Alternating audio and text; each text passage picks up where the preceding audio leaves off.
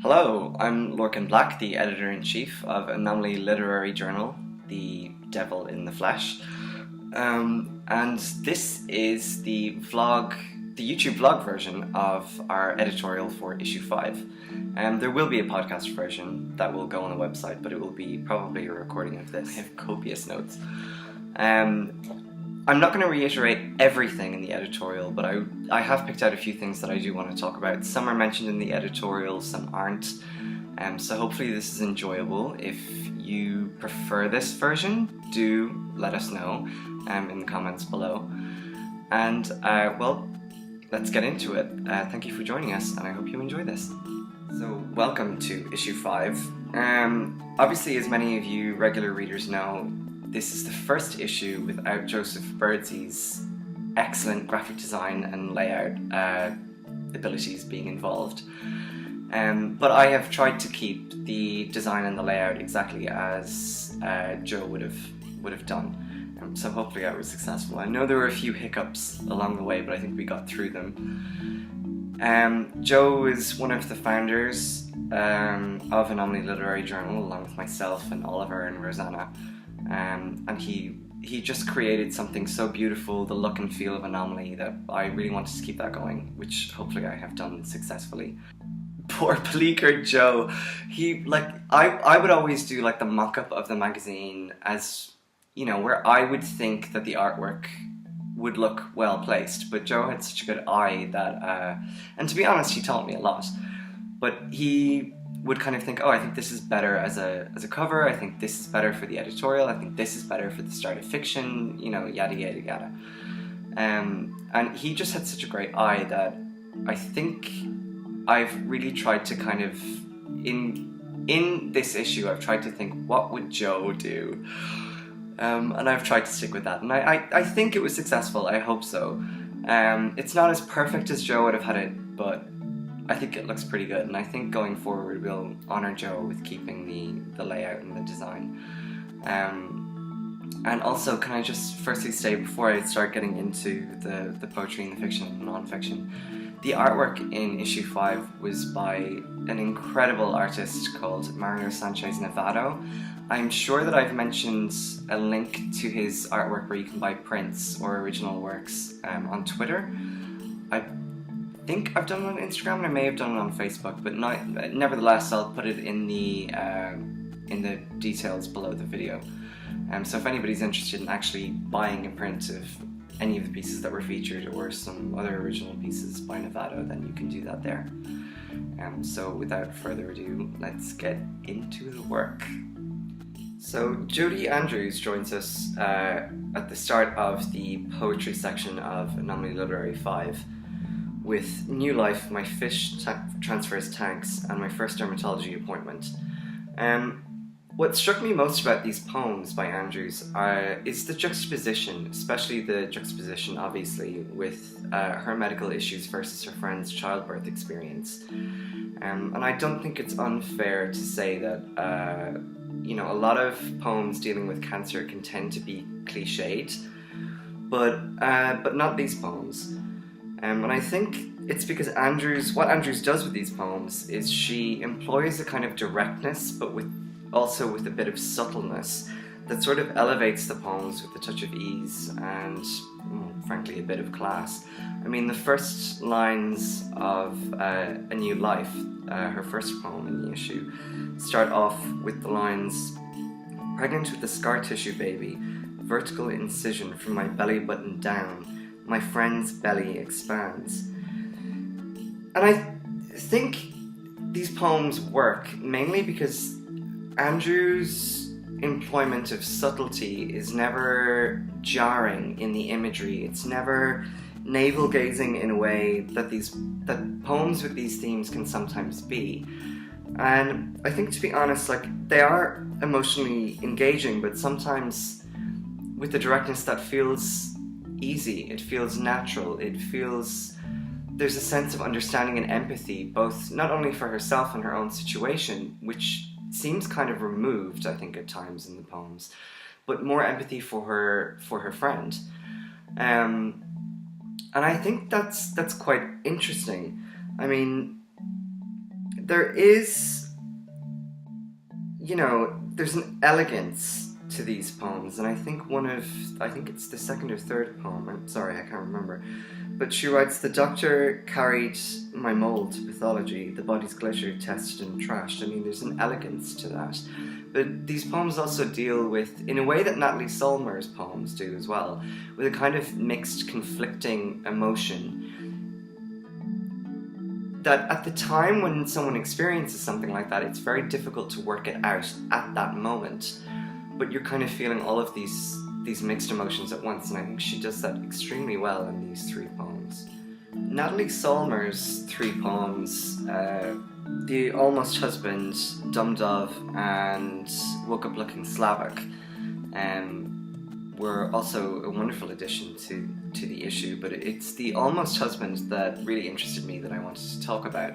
And I think it's because we've all sort of been in relationships where we've tried to make them work, even though, for various reasons, even though we know deep down they're kind of doomed, but you still try anyway, even against your better judgment. And she writes, "I would not allow him to make me a garden variety crazy. Instead, I will pray and pray. It will work for a while." And I think there's an emotional numbness to this poem that I think it never really allows it to descend into melodrama. And I think for me this is the key to its success, as well as her other two poems, Dumb Dove and Woke Up Looking Slavic. I think she handles it with tact, but also with a certain amount of truth that I think anyone who's been in a similar situation in a relationship can kind of connect with. And these are very personal poems, and they're, Woke Up Looking Slavic is about her relationship to her grandmother, and they're intense poems, but almost with the intensity muted down to a level where you can connect with it very well, but it's not overdone. And I think it's a wonderful poet that can kind of take that kind of raw emotion and the frustration, and again, like Jodi Andrews' poems, there is a certain kind of control that's involved with these kind of mixed, conflicting emotions, and I think the partly why they're side by side is because I think they complement each other quite well. And then, of course, I wanted to talk about David Ruderman and his poems, Days Without Caffeine. I was personally thrilled that we were able to include this poem because it was accepted. We accepted it on the same day that another magazine accepted it. I'm sorry to the editors of that magazine, but hey, we got it, which I was very happy about. And thanks to David for giving it to us. But this is a poem in three parts, and to my reading, the three parts, part 1, part 2, and part 3, are almost like three separate days. And as the title attests, it's Days Without Caffeine. Don't have to be a genius. But Ruderman's poems explore these days, but also the speaker's near stream of consciousness and an image association that kind of slips into and over certain details so that they get slightly jumbled, which is a really interesting way of doing it. There is a part in part 3 of the poem where he's talking about two different women, and he writes, "And the woman that I barely know, just back from Japan, I keep getting you confused with her." And this is casually set up in part 2 of the poem, where he writes, "It isn't fair to have to wait, it isn't fair to have to work so hard, to have the same tired body, to have the taste without the kick."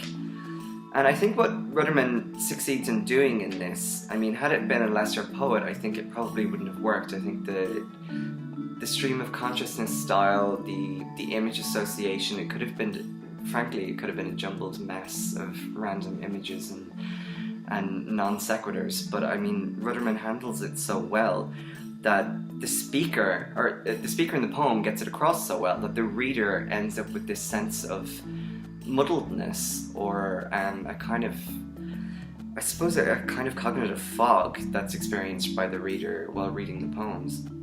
And in short, it's wonderfully executed and stylized poems, and I think it's one of the things that we try to do with Anomaly, I think, for me in particular, and I know that for Ollie and Rosanna it's the same, is that we try to pick poems or pieces of fiction that we wish we could have written and that make you a little bit jealous. And I think that's kind of like the core of Anomaly Literary Journal as a lit mag, is to kind of pick the things that make us think that we wish our minds could have worked in the same way.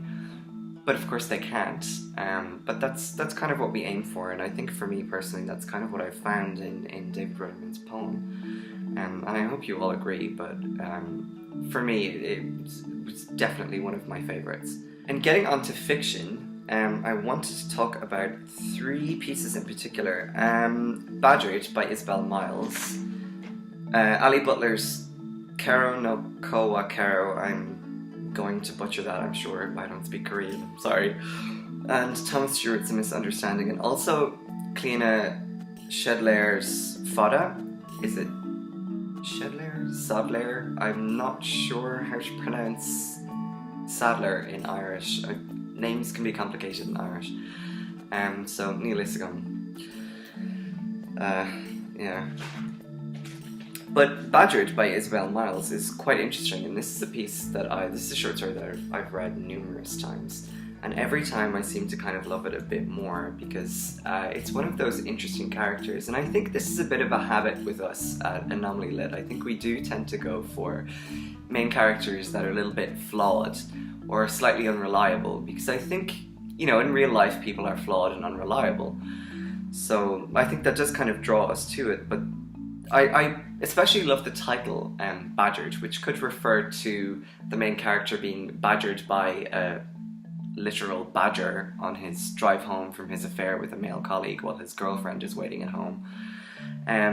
It could be a nagging sense that he should have some guilt over his infidelity, but he doesn't. Or badgered could be the feelings of his partner Louise in the short story. It's also interesting to note that only after about the 5th or 6th time that I read this story I realised that the main character is never actually named. So we don't have a name for the main character. But he's an interesting narrator because he's psychopathic. He's unable to feel guilt or empathy. He's a total narcissist. But the way that Miles writes him, he almost comes across in like quite a reasonable way. Which I suppose if anyone's ever met a high-functioning psychopath, they do come across as seeming quite reasonable until they fuck you over. But the reason why he's a psychopath, for anybody who's never read the issue or hasn't joined us, it basically details a few days in the life of a psychopath who is cheating on his long-term partner, or what we assume to be his long-term partner, with a male colleague. And doesn't seem very bothered by this at all. He's completely unable to feel empathy. But the thing that always catches me is that not only is he a psychopath, he's actually a murderer by circumstance, because I suppose the legal definition would be negligent manslaughter.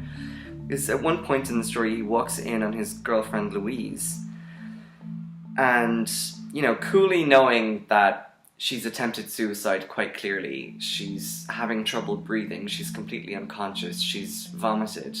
But his main and sole preoccupation while she's struggling between life and death is to try to find his phone, assuming that after he's left it at home that she's seen evidence that he's been having an affair with a male colleague for quite some time. And the speaker glazes completely over the details of his partner's imminent death, because even though he finds her breathing and still clinging to life, he's more preoccupied with finding the phone. And the thing that really cements it is only when he returns to the room to casually conclude, and I quote, "By then she'd stopped breathing, and this time I couldn't feel a pulse. Anyway, I called an ambulance straight away."